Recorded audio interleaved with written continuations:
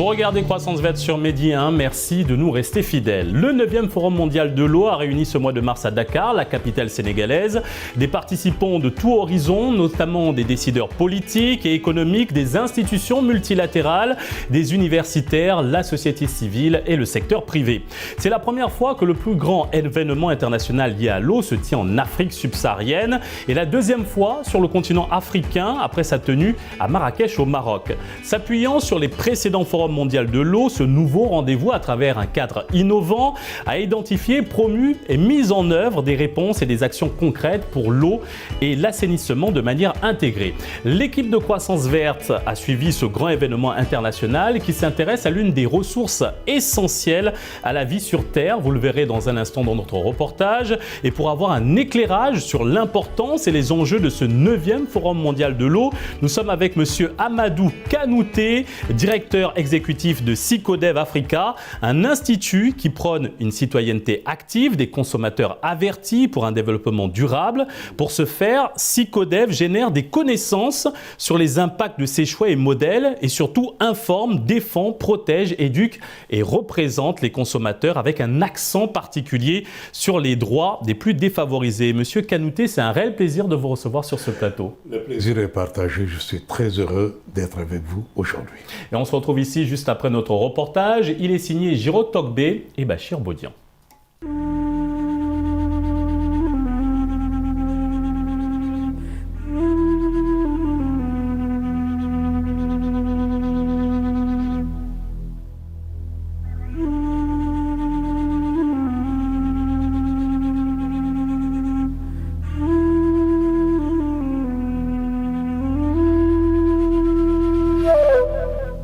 Elle est un besoin spirituel et économique à la fois.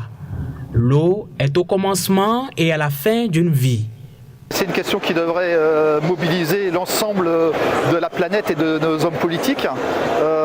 Donc c'est en cela que le Forum de l'eau a son importance, c'est de permettre de faire se rencontrer au moins une fois tous les 3 ans les politiques, les gestionnaires de l'eau et les différents acteurs qui travaillent sur l'eau, qui soient les gestionnaires, les chercheurs, les agriculteurs et tous les autres métiers de l'eau. La ressource hydrique est d'abord une question sociale, politique, économique et environnementale. Aujourd'hui, elle est confrontée à de nombreux défis au regard de la démographie galopante. Comment économiser l'eau ? Alors, il y a un problème d'économie d'eau parce que c'est pas qu'il y a moins d'eau, mais c'est qu'il y a plus de monde. Et que aussi les activités humaines demandent de plus en plus d'eau. Ce qui fait que la part relative de volume d'eau nécessaire et utile à chaque être humain ne fait que réduire. Et aujourd'hui, en Afrique, depuis 2 ans, on est déjà sous le niveau limite annoncé par les chercheurs. De la côte vers l'intérieur, les challenges sont d'abord d'ordre environnemental, c'est-à-dire changement climatique. Augmentation du niveau de la mer va augmenter le biseau salé qui va contribuer à polluer la nappe. Deuxièmement, on a la pollution des hommes eux-mêmes, n'est-ce pas, qui en consommant de l'eau rejettent des déchets comme les lexivia issus des toilettes non étanches qui contaminent totalement la nappe d'eau. Et lorsqu'on va maintenant un peu plus vers le centre du pays où le socle est de plus cristallin, le problème réside surtout à l'accessibilité à l'eau à cause des challenges et de la difficulté qu'on a dans le milieu beaucoup plus cristallin. Selon la note de politique d'ONU Eau sur le changement climatique et l'eau, le changement climatique réduit la prévisibilité des ressources en eau, amoindrit la qualité de l'eau. Pour ce chercheur, les effets du changement climatique sur l'eau sont visibles. Cela se traduit par la limitation des capacités de distribution de ressources aux communautés. Les ressources hydriques sont soumises de plus en plus à une pression anthropique qui est aggravée par le dérèglement climatique lié au changement des précipitations qui ne sont plus les mêmes en termes de quantité, aussi bien qu'en termes du rythme de précipitation, le rythme annuel des précipitations, chose qui a affecté effectivement la capacité de mobiliser les ressources en eau destinées aux communautés, bien pour les besoins domestiques que pour les besoins de l'agriculture. Le 9e Forum mondial de l'eau se veut être une solution concrète aux défis actuels. Pour ces chercheurs, les communautés doivent apprendre aussi à s'adapter aux situations nouvelles engendrées par le changement climatique. Vous savez, la ressource hydrique n'est plus une ressource abondante, donc elle devient de plus en plus rare. Donc on doit s'adapter dans notre comportement, soit le comportement individuel, le comportement collectif doit s'adapter à gérer la rareté.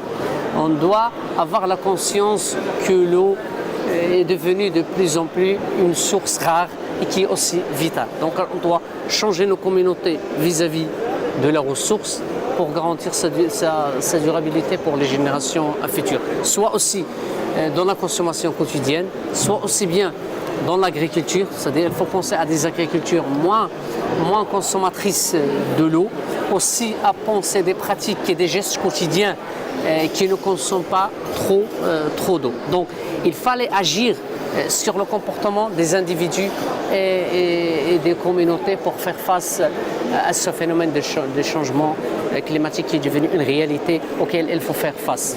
Certains chercheurs vont travailler sur les échanges inter-États pour gérer un bassin versant. Ce qu'on appelle un bassin versant, c'est-à-dire le bassin d'un grand fleuve. Par exemple au Sénégal, le bassin du fleuve Sénégal, qui est géré entre le Mali, la Guinée, le Sénégal et la Mauritanie. C'est une chose. Il y a aussi à travailler sur les usages. Alors quand on dit les usages, il y a deux choses dans les usages. Il y a sa capacité à mobiliser mieux ou moins bien l'eau, sa technologie, mais il y a aussi mieux considérer, et ça va être mon travail, mieux considérer la nature. Regarder comment la nature peut nous rendre des services et nous permettre d'économiser de l'eau. Par exemple, moi, mon plaidoyer, c'est la réutilisation de ce que j'appelle les eaux sales, qui sont à la fois des eaux usées, mais ça peut être aussi les eaux pluviales qui sont perdues. Et on sait bien à Dakar, par exemple, qu'il y a toutes ces inondations, donc, mais c'est de l'eau qu'on ne voudrait pas avoir, mais c'est de l'eau qu'on peut utiliser. Et puis, il y a aussi, vous le savez bien, le Sénégal est marqué par cela, toutes les eaux saumâtres. Comment réutiliser ? La gestion durable de la ressource en eau incombe tout particulièrement à la jeunesse. En la matière, des organismes internationaux s'attellent à encourager les jeunes chercheurs dans la recherche et l'innovation, ce dans une perspective de trouver des solutions efficaces. C'est le cas de l'UNESCO. Déjà, l'UNESCO accorde une grande importance à l'accompagnement des jeunes dans la recherche et l'innovation. D'où, de toutes les phases préparatoires, l'UNESCO a appuyé les jeunes professionnels de l'eau du Sénégal. Et aujourd'hui, l'UNESCO a appuyé les jeunes à participer massivement et efficacement au Forum mondial de l'eau.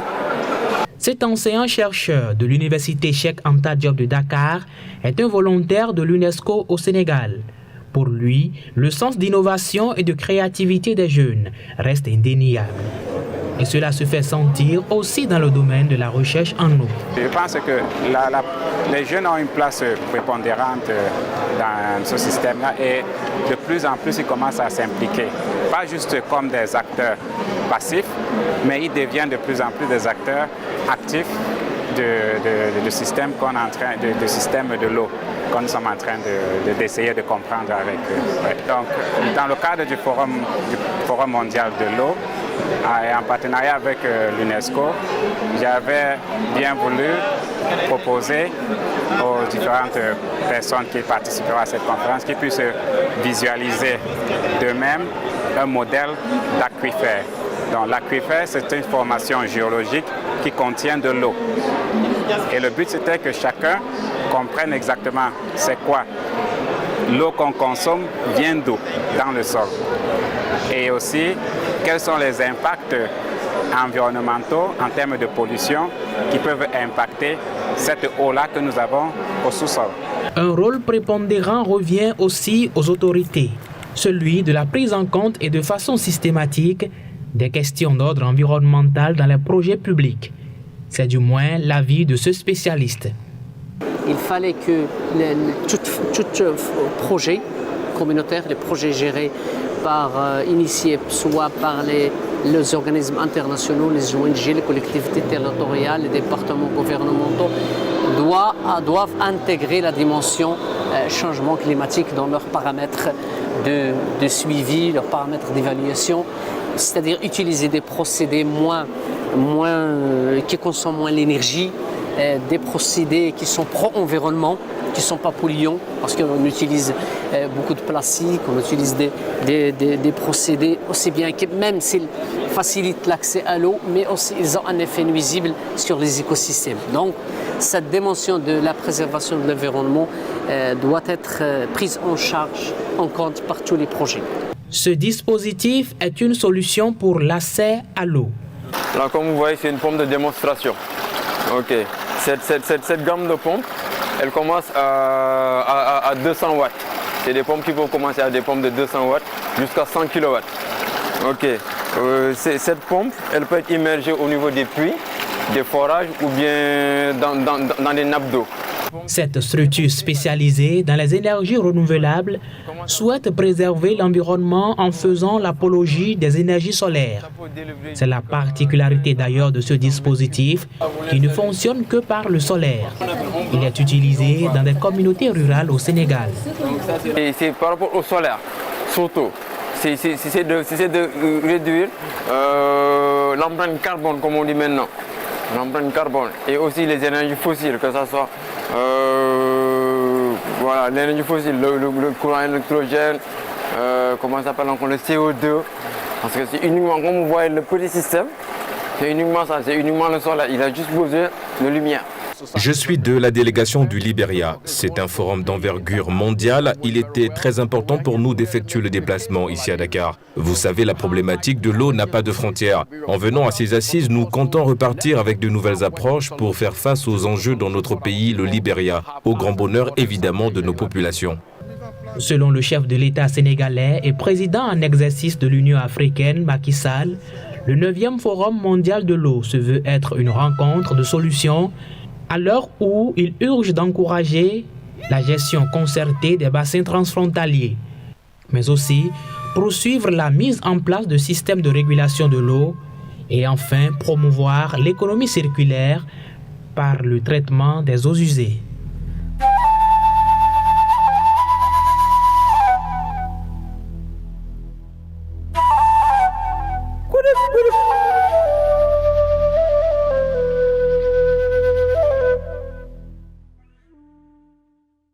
De retour sur le plateau de Croissance Verte et nous sommes avec Amadou Kanouté, le directeur exécutif de Psychodev Africa. Monsieur Kanouté, la thématique de ce 9e Forum mondial de l'eau, Dakar 2022, est la sécurité de l'eau pour la paix et le développement. À quoi renvoie ce choix selon vous? Bonjour, je vous remercie pour l'invitation. Ça renvoie à tous les thèmes qui ont été développés dans le reportage que vous venez de passer. C'est d'abord le caractère économique, mais aussi social de l'eau. Il n'est pas possible d'avoir une société en paix avec elle-même si elle n'arrive pas à satisfaire ses besoins dits essentiels. Et parmi ces besoins essentiels, l'accès à l'eau. Et renvoie à l'idée de l'inclusivité dont on a parlé dans ce reportage. C'est de mettre ensemble toutes les familles d'acteurs, les acteurs institutionnels, la recherche, le secteur privé, les jeunes, donc l'engagement communautaire. C'est en mettant ensemble tous ces acteurs qu'on peut arriver à trouver des solutions durables. Elle met en question le point sur la régulation. Une ressource, quand elle devient rare, il faut qu'on puisse avoir un mécanisme de régulation qui puisse permettre à ce que chacune des fonctions qu'elle doit remplir puisse être prise en charge. C'est toutes ces questions que votre reportage soulève, et particulièrement la question des changements climatiques. Aujourd'hui, une ressource comme l'eau, elle est à la confluence de l'accès à l'eau, avec l'alimentation, avec l'énergie. Et vous savez, puisqu'on parle de changement climatique, la recherche et la science s'accordent à dire que si les températures continuent à augmenter autour de 2%, de 2 degrés, on va se retrouver à un moment, d'ici les 50 prochaines années, avec une baisse de la production alimentaire de quelques 40%. Mais en même temps, pendant que la production alimentaire baisse, la population va augmenter de quelques 50%. L'enjeu, c'est là. La question de l'eau, c'est là. Mais alors, quand on a interrogé aussi la science pour savoir quelles sont les solutions possibles à ce dilemme dû au changement climatique, l'une des réponses, c'était les modes agriculturaux. Comment faire l'agriculture? C'est la question de l'agroécologie. Les pratiques agroécologiques qui pensent qu'il y a un mode de gestion de l'eau qui est économe. C'est ce qu'a dit tous les gens c'est ce qu'ont dit tous les gens qui ont là. Nous l'avons entendu dans ce reportage. Revenons au Forum de l'eau et un des faits importants de ce 9e Forum mondial de l'eau. Parlons du comité de pilotage international du 9e Forum mondial de l'eau, donc qui a finalisé la liste des 45 organisations qui formeront les groupes pilotes du forum et des 200 organisations qui formeront les groupes d'action. Quel impact pourrait avoir un tel événement sur la gestion et l'accès à l'eau potable au niveau mondial et africain plus particulièrement? L'impact peut être attendu si jamais ce groupe qui va être formé est inclusif. Vous ne pouvez pas décider sur une question comme celle-là si vous ne vous assurez pas, comme on l'a dit tout à l'heure et comme votre reportage l'a dit tout à l'heure, si on ne s'assure pas que tous les acteurs sont impliqués. Alors on peut avoir un impact.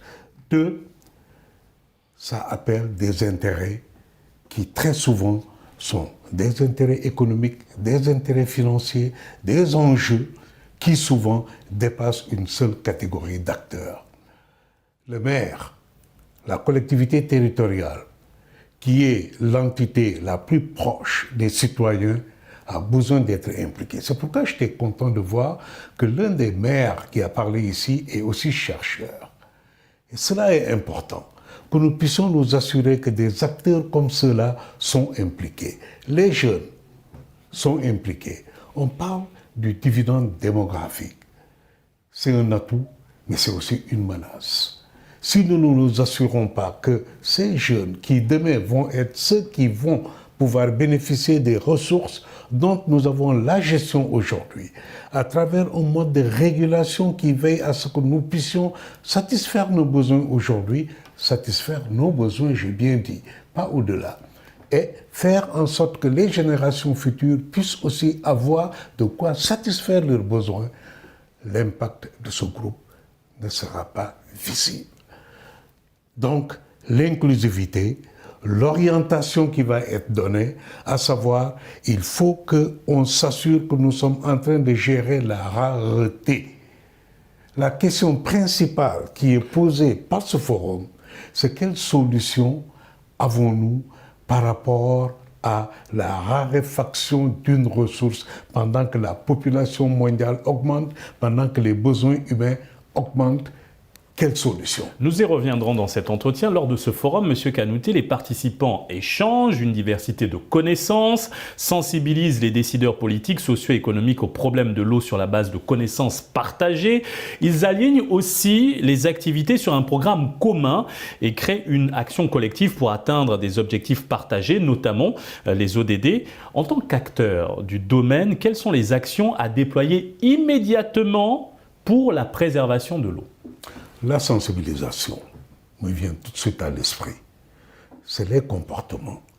Nous sommes en train de parler d'hommes avec un grand H qui ont des besoins à satisfaire. La première chose à faire, c'est de sensibiliser ces hommes et femmes sur comment gérer une ressource qui se raréfie. La deuxième chose, c'est de dire à nos États, vous devez investir plus. Un pays comme le Sénégal, 80% des ressources qui vont dans le secteur de l'eau et l'assainissement viennent de l'extérieur. Cela est contraire à notre vision qui irrigue notre Constitution, qui dit que c'est un droit fondamental, c'est un droit humain fondamental. Il faut qu'on investisse plus. Donc, il faut qu'on dise à nos États, comme action prioritaire, puisque c'est ce que vous demandez, oui, allons-y, mettons plus. Troisième axe prioritaire, ça me semble être l'une des solutions qui a été proposée à la cérémonie d'ouverture par le président du Comité mondial de l'eau, de dire il faut que la dette qui est liée à l'eau puisse être transformée. Mais tout de suite, il ajoute et investit dans les infrastructures pour accéder à l'eau. Cela me semble être une action urgente qu'il nous faut entreprendre au sortir de ce forum-là. Précédemment, ça, c'est vous au parliez... plan international alors. Donc, si nous travaillons au niveau des communautés, nous travaillons au niveau de nos États, nous travaillons au niveau international, alors peut-être qu'on pourra avoir un impact. Précédemment, vous parliez de la raréfaction de l'eau. Justement, intéressons-nous à cette raréfaction. Comment aujourd'hui l'éviter et comment mieux la rationaliser et donner un accès plus favorable aux plus nécessiteux? Quel que soit le cadre qui sera mis en place, il nous faudra avoir un mode de régulation qui prenne en charge, l'équité. L'équité territoriale, l'équité sociale, et faire en sorte que, selon nos besoins, selon nos capacités, que nous puissions tous accéder à la ressource eau. La deuxième chose, ce sera, je l'ai dit, gérer la durabilité de la ressource eau. Ce forum, s'il ne trouve pas une réponse à la question de l'équité territoriale, financière, sociale, donc pour gérer l'accessibilité financière, l'accessibilité géographique, et en deuxième point, gérer la question de la durabilité de la ressource eau, et en troisième point, travailler à ce que l'assainissement puisse reprendre la place qui lui revient. L'eau, c'est une ressource extraordinaire. Elle vous permet de vivre, elle vous fera mourir si vous ne la gérez pas bien. Cette ambivalence, il faut qu'on puisse, dans quelques cadres de régulation que nous mettons en place au sortir de ce forum, qu'on puisse prendre en compte ces trois aspects-là. Monsieur Kanouté, vous êtes le président de Psychodev Africa. À quoi consiste le travail de votre institut et quelles sont les actions menées au sein de votre institut par rapport à ces questions d'accès à l'eau? Nous travaillons à faciliter l'accès aux services sociaux de base aux citoyens consommateurs les plus défavorisés. Quand je parle des services sociaux de base, c'est l'accès à une alimentation saine et nutritive. C'est l'accès à l'énergie durable. C'est l'accès à l'eau et l'assainissement. C'est l'accès à la santé, c'est l'accès aux télécommunications. Voilà les 5 domaines prioritaires sur lesquels Psychodev travaille. Votre question, qu'avons-nous fait sur la question de l'eau? Si je regarde en arrière, durant les 5-10 dernières années, 3 éléments me viennent à l'esprit sur lesquels nous avons vraiment eu un impact. Ces 3 éléments, c'est des campagnes. Parce que nous sommes une organisation de plaidoyer, nous sommes une organisation de campagne.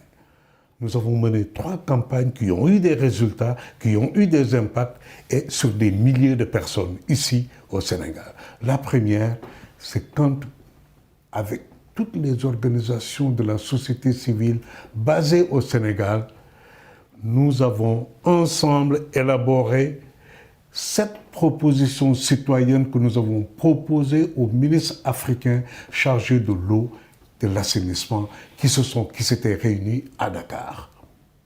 Ces propositions ont été annexées à la résolution finale de ces ministres parce qu'ils ont estimé qu'il fallait qu'on donne une voix à la société civile et que cette société civile était venue avec des propositions concrètes, pratiques et réalistes et il fallait annexer ça.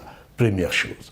Deuxième campagne que nous avons menée en 2011, Le gouvernement d'avant l'alternance avait décidé de passer du schéma institutionnel pour la gestion de l'eau au Sénégal, qui est aujourd'hui basé sur l'affermage, où on dit de la production, la transformation, le transport, jusqu'à la distribution, la facturation et la communication. C'est des étapes dans la production de l'eau jusqu'à ce que ça puisse arriver chez vous. L'État avait décidé d'en prendre une partie qui était la facturation et la distribution et de la confier à une société privée. Ce schéma institutionnel, on l'appelle l'affermage. L'ancien gouvernement avait décidé de passer de cet affermage-là, de ce schéma institutionnel, à un schéma de concession totale, c'est-à-dire la privatisation de l'eau. Et quelle a été votre action dans ce dossier? Notre action a été de conduire une étude pour voir quel va être l'impact de la privatisation de l'eau et de l'assainissement sur les citoyens et les consommateurs les plus défavorisés, puisque vous avez dit cela dans notre mission. Est-ce que vos recommandations sur ce dossier ont été prises en compte? Absolument, ont été retenues. Nous avons eu la chance d'avoir une oreille attentive à cette période parce que tout simplement, nous avons pu montrer qu'en l'espace de 14 ans d'affermage, le prix de l'eau n'avait augmenté que de 3%. Mais quand vous regardez au Sénégal et que vous découvrez que le taux d'inflation est de 3%, ça veut dire qu'il n'y a pas eu d'augmentation pour les particuliers que nous sommes. Accessibilité financière maintenue. Deuxième résultat de notre enquête, c'est l'accessibilité géographique. Pourquoi? Parce que le gouvernement d'alors s'était engagé à fond dans une politique sociale et avait réussi la politique des branchements sociaux qui avait permis à mettre quelques 165 000 ménages dans le système de distribution. Merci. Nous avons dit que le Sénégal est en train d'atteindre les ODD en hydraulique urbaine. Il n'y a pas de raison pourquoi on doit laisser le schéma institutionnel de l'affermage pour aller vers la privatisation. Troisième élément, la qualité de l'eau. La qualité de l'eau, le cas du Sénégal, nous sommes à 98% de taux de potabilité, alors que l'OMS demande 96% de taux de potabilité pour que vous puissiez distribuer votre eau. Comment pouvez-vous avoir ces trois éléments qui sont essentiels pour les consommateurs et que vous décidez d'aller vers un schéma qui est beaucoup plus hasardeux parce que de toute façon, le privé ne va pas investir quelque part où il n'y a pas une demande solvable. Nous rappelons bien sûr que l'une des missions principales de SICODEV est la défense des consommateurs. Merci Monsieur Kanouté pour cet éclairage. C'est la fin de cette émission. Merci d'être venu sur notre plateau. C'est moi qui vous remercie de l'invitation. Et merci à vous d'avoir suivi cette émission. Très bonne suite des programmes sur Média.